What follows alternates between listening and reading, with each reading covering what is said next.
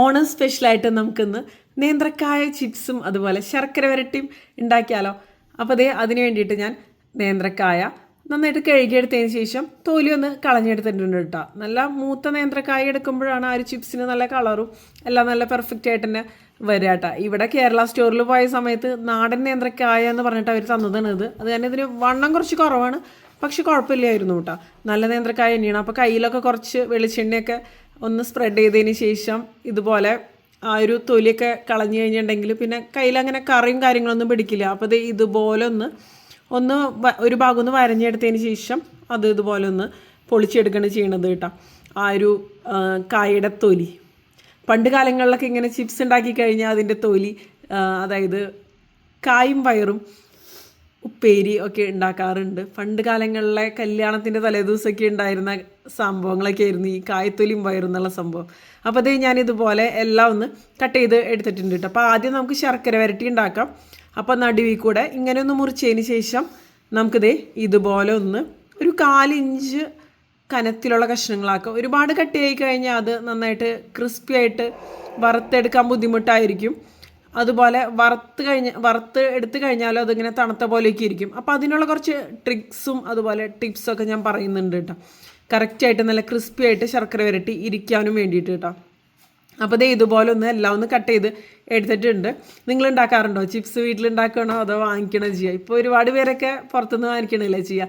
അപ്പോൾ വെളിച്ചെണ്ണ ഒഴിച്ച് കൊടുത്തിട്ടുണ്ട്. നന്നായിട്ട് തിളച്ച് കഴിയുന്ന സമയത്ത് നമ്മൾ ഈ കട്ട് ചെയ്ത് വെച്ച് ശർക്കര വരട്ടിയുടെ ആ ഒരു കഷ്ണങ്ങളുണ്ടല്ലോ അതിട്ടിട്ട് നന്നായിട്ട് തന്നെ ഒന്ന് ഫ്രൈ ചെയ്ത് എടുക്കാം. നന്നായിട്ട് തന്നെ ഒന്ന് മൂത്ത് വരണം. അപ്പോൾ 2 പ്രാവശ്യമായിട്ട് നമുക്കിത് വറുത്തെടുക്കാം. കണ്ടില്ലേ? ഇടയ്ക്കൊന്ന് ഇളക്കി കൊടുക്കുക. ഒരു മീഡിയം ടു ഹൈ ഫ്ലെയിമിൽ വെച്ചിട്ട് തന്നെയാണ് ഞാനിത് ഫ്രൈ ചെയ്ത് എടുക്കുന്നത്. അപ്പോൾ ആദ്യം ഇതുപോലെ കുറേ ബബിൾസൊക്കെ വന്നിട്ടുണ്ട്. അതിനുശേഷം പിന്നെ ബബിൾസൊക്കെ ഇങ്ങനെ കുറഞ്ഞ് അത് നന്നായിട്ടൊന്ന് ഫ്രൈ ആയിട്ട് തന്നെ വരും കേട്ടോ. കണ്ടോ? കുറച്ച് സമയം എടുത്തിട്ട് തന്നെ ഫ്രൈ ചെയ്തെടുക്കാം. അപ്പോൾ പണ്ട് കാലത്ത് എന്നൊക്കെ പറയുമ്പോൾ ഈ ചിപ്സ് മേക്കിംഗ് എന്നൊക്കെ പറയുന്നത് വലിയ പ്രൊസീജിയറായിരുന്നു. ഈ നേന്ത്രക്കായ തൊലിയൊക്കെ കളഞ്ഞതിന് ശേഷം അത് പിന്നെ മഞ്ഞൾ വെള്ളത്തിൽ ഇട്ട് വയ്ക്കും കറ കളയാനെന്നൊക്കെ പറഞ്ഞിട്ട്. പിന്നെ അത് ഉരച്ച് തുടച്ചെടുക്കും. പിന്നെ പണ്ട് ഈ സ്ലൈസർ വെച്ചിട്ടൊന്നുമല്ലല്ലോ ഇതൊന്നും കട്ട് ചെയ്യൽ കാര്യങ്ങളൊക്കെ ചെയ്യുക. അപ്പോൾ അതൊക്കെ കുറച്ച് ബുദ്ധിമുട്ടായിരുന്നു. ഇങ്ങനെ എന്താ പറയുക, പേപ്പറിൽ നിരത്തിയിടും, അത് പിന്നെ ഉണങ്ങാനും ഒക്കെ വേണ്ടിയിട്ട് തിരിച്ചിടും. അങ്ങനെയൊക്കെയാണ് ഞാൻ പണ്ടൊക്കെ എൻ്റെ വീട്ടിൽ കണ്ടിട്ടുണ്ട്. ഇപ്പോൾ പക്ഷേ ചിപ്സ് മേക്കിംഗ് ഒന്നും കൂടിയും ഈസിയാണ്. അപ്പോൾ ഫസ്റ്റ് ബാച്ച് ഞാൻ നന്നായിട്ട് ഫ്രൈ ആയ സമയത്ത് അതൊന്ന് കോരി മാറ്റിയിട്ടുണ്ട് കേട്ടോ. ഇനി അടുത്ത ബാച്ചും ഫ്രൈ ചെയ്യാൻ വേണ്ടിയിട്ട് ഇട്ട് കൊടുത്തിട്ടുണ്ട്. അപ്പോൾ ആ ഒരു സമയം കൊണ്ട് നമുക്ക് നമ്മുടെ നേന്ത്രക്കായ ഉപ്പേരി അല്ലെങ്കിൽ ബനാന ചിപ്സിനുള്ള ആ ഒരു കായൊക്കെ ഒന്ന് തൊലി മാറ്റിയെടുക്കാം കേട്ടോ. അപ്പോൾ അങ്ങനെ വെച്ച് കഴിഞ്ഞാൽ പിന്നെ നമുക്ക് ടൈം വേസ്റ്റ് ആവില്ല. ഇത് എടുക്കുമ്പോഴേക്കും നമുക്ക് ചിപ്സിന് വേണ്ടിയിട്ടുള്ളത് വറുത്തെടുക്കാം. അപ്പോൾ ആദ്യം ശർക്കര വരട്ടിയുടെ ഉണ്ടാക്കണേന്നുള്ളൂ കേട്ടോ. അപ്പോൾ എല്ലാം നമുക്കൊന്ന് ഇതുപോലെ തൊലി കളഞ്ഞൊന്ന് നമുക്ക് വെക്കാം കേട്ടോ.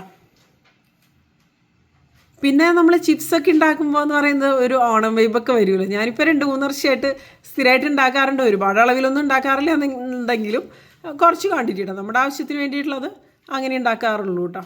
പിന്നെ ആരെങ്കിലും ഹെൽപ്പ് ചെയ്യാനൊക്കെ ഉണ്ടെന്നുണ്ടെങ്കിൽ ഒന്നും കൂടി ഈസിയാവും ഈ ഒരു പ്രോസസ്സ് എന്നൊക്കെ പറയുന്നത്. അപ്പോൾ ഞാനും അനുപെണ്ണും കൂടിയിട്ടാണ് കേട്ടോ ചെയ്യണത്. അനുപെണ്ണ് എന്നെ ഹെൽപ്പ് ചെയ്യുന്നുണ്ട് ആ ഒരു കായയുടെ തൊലി കളഞ്ഞെടുക്കാനും ഇത് കട്ട് ചെയ്യാനും ഒക്കെ വേണ്ടിയിട്ടാ. അപ്പോൾ ഇതുപോലെ കട്ട് ചെയ്തല്ല തൊലി കളഞ്ഞ് എടുത്തിട്ടുണ്ട്. അപ്പോഴേക്കും നമ്മുടെ ശർക്കര വരട്ടിയുടെ ആ ഒരു സെക്കൻഡ് ബാച്ചും നന്നായിട്ടൊന്ന് ഫ്രൈ ആയിട്ട് വന്നിട്ടുണ്ട്. ഒരു കിളിങ്ങണ ഒരു ശബ്ദം വരണുണ്ട്, അതുവരെ തന്നെ ഫ്രൈ ചെയ്തെടുക്കണം.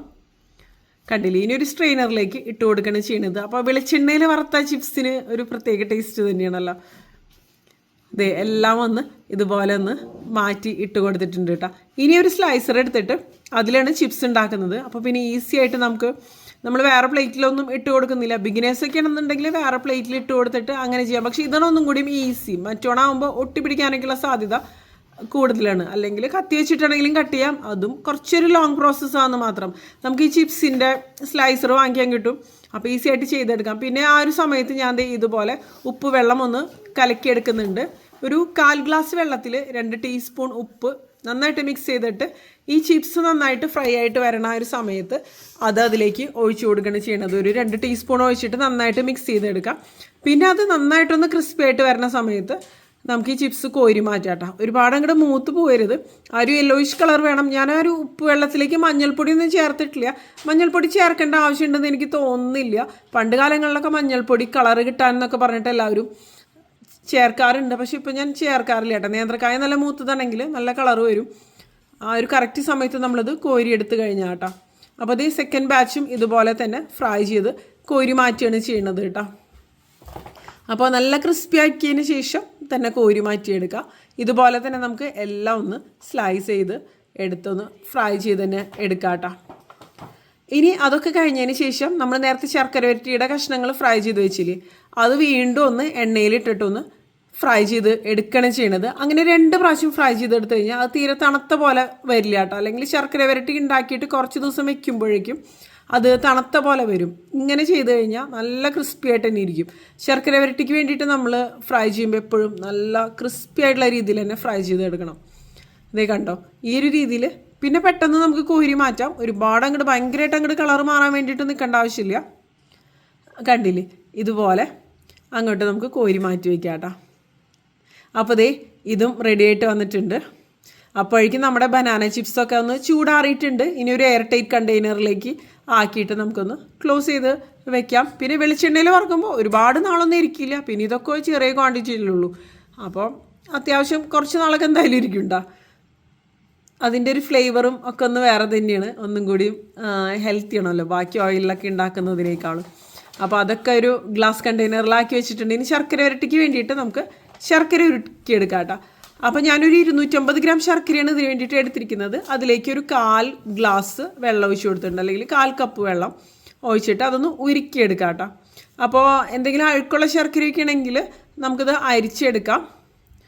കാരണം എന്തെങ്കിലും മണ്ണോ കല്ലോ ഒക്കെ ഉണ്ടാവാൻ സാധ്യതയുണ്ട്. ഇനി ഒരു ചെറിയ കഷ്ണം ചുക്ക്, ഒരു 5 ഏലക്കായ, ഒരു 1/2 ടീസ്പൂൺ അളവിൽ ജീരകം, നല്ല ജീരകം അല്ലെങ്കിൽ ക്യുമിൻ സീഡ്സ്, ഇതെല്ലാം കൂടെ നമുക്ക് മിക്സിയുടെ ജാറിലേക്ക് ഇട്ട് കൊടുക്കുക. അപ്പോൾ ചുക്ക് ഞാനൊന്ന് ആ ഒരു ഉള്ളിയൊക്കെ ചതയ്ക്കണ കല്ലിൽ വെച്ചിട്ടൊന്ന് ചതച്ചെടുത്തിട്ടുണ്ട്. അതിനുശേഷമാണ് കേട്ടോ മിക്സിയുടെ ജാറിലേക്ക് ഇട്ട് കൊടുക്കുന്നത്. ഇനി ഇതിലേക്ക് ഒരു 1/4 കപ്പ് അളവിൽ അരിപ്പൊടിയാണ് ചേർത്ത് കൊടുക്കുന്നത്. വറുത്ത സാധാരണ അരിപ്പൊടി കേട്ടോ. പിന്നെ ഒരു 1/4 കപ്പ് അളവിൽ പഞ്ചസാര. ഇതെല്ലാം കൂടെ നന്നായിട്ട് അങ്ങോട്ട് പൊടിച്ച് നമുക്കങ്ങോട്ട് മാറ്റി വയ്ക്കാം കേട്ടോ. അപ്പോഴേക്കും നമ്മുടെ ശർക്കരയൊക്കെ നന്നായിട്ടൊന്ന് ഉരുകി വന്നിട്ടുണ്ട്. അപ്പോൾ ശർക്കരയുടെ പാകം എന്ന് പറയുന്നത് ഒരു നൂൽപ്പരുവാണ്. ഒരു പ്ലേറ്റിലേക്ക് കുറച്ചൊന്ന് ഒരു ഡ്രോപ്പ് ഒന്ന് ഒഴിച്ചിട്ട് ഇതുപോലെ കൈവച്ച് ചെയ്യുമ്പോൾ ഒരു നൂൽ പരുവം അല്ലെങ്കിൽ 1 സ്ട്രിങ് കൺസിസ്റ്റൻസി എന്നൊക്കെ പറയും, ആ ഒരു രീതിയിൽ വരണം കേട്ടോ. ആ ഒരു സമയത്താണ് നമ്മൾ ഫ്രൈ ചെയ്ത ഈ ഒരു ശർക്കര വരട്ടിയുടെ ആ ഒരു കഷ്ണങ്ങൾ ഇതിൽ ഇട്ട് കൊടുക്കുക. ഒരു 5-6 മിനിറ്റ് ഇതുപോലെ ഒന്ന് നന്നായിട്ടൊന്ന് മിക്സ് ചെയ്ത് കൊടുക്കുക കേട്ടോ.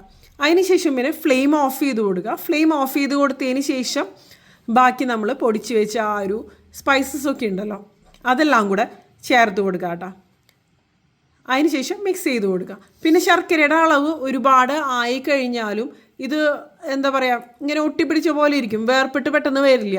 ശർക്കരയുടെ അളവ് കറക്റ്റായിട്ട് വരിക, അതുപോലെ ഫ്ലെയിം ഓഫ് ചെയ്ത് കൊടുക്കുന്നത് കറക്റ്റ് സമയത്ത്, അങ്ങനെയൊക്കെ ആകുമ്പോൾ പെട്ടെന്ന് തന്നെ ഇത് വിട്ട് വരും കേട്ടോ, പെർഫെക്റ്റ് ആയിട്ട് തന്നെ വരും. പിന്നെ അരിപ്പൊടിയൊക്കെ ചേർക്കുമ്പോൾ പെട്ടെന്ന് തന്നെ വേർതിരിഞ്ഞ് വരും. അതുപോലെ മധുരം ഒരുപാട് ഉണ്ടാവില്ല. നമ്മൾ ഫുള്ള് പഞ്ചസാര ചേർക്കുമ്പോൾ മധുരത്തിൻ്റെ അളവും അങ്ങനെയൊക്കെ കൂടുതലായിരിക്കും കേട്ടോ. അപ്പോൾ അതേ ഇതുപോലെ അങ്ങോട്ടൊന്ന് നന്നായിട്ടൊന്ന് മിക്സ് ചെയ്ത് എടുത്തിട്ടുണ്ട് കേട്ടോ. ഇത് തണുത്ത് വരുന്നതിന് മുമ്പ് തന്നെ നന്നായിട്ട് തന്നെ വേർപ്പെട്ട് ഓരോന്ന് സെപ്പറേറ്റ് ആയിട്ട് തന്നെ വരും കേട്ടോ. പിന്നെ നമ്മൾ പുറത്തുനിന്ന് വാങ്ങിക്കുന്നതിനേക്കാളും ഇതൊക്കെ ആകുമ്പോൾ ആ സ്പൈസസിൻ്റെ ആ ഒരു പ്രപ്പോർഷനും ഒക്കെ നല്ല പെർഫെക്റ്റ് ആയിട്ട് തന്നെ ടേസ്റ്റി ആയിട്ട് തന്നെ എനിക്ക് പലപ്പോഴും ഫീൽ ചെയ്യാറുണ്ട്. നിങ്ങളെങ്ങനെയാണ് ചിപ്സൊക്കെ പുറത്തുനിന്ന് വാങ്ങിക്കണം ചെയ്യുക അതോ വീട്ടിലുണ്ടാക്കണം ചെയ്യുക? അപ്പോൾ അതേ നമ്മുടെ ശർക്കര വരട്ടിയും റെഡി ആയിട്ടുണ്ട്. അപ്പോൾ നിങ്ങൾ ട്രൈ ചെയ്ത് നോക്കുക. അതുപോലെ വീഡിയോ കണ്ടതിന് ശേഷം നിങ്ങളുടെ അഭിപ്രായങ്ങൾ എന്തായാലും ഒന്ന് കമൻറ്റ് ബോക്സിൽ ഒന്ന് അറിയിക്കുക കേട്ടോ. അപ്പോൾ ഇതിലും നല്ല അടിപൊളി വീഡിയോസായിട്ട് നമുക്ക് വീണ്ടും കാണാം കേട്ടോ.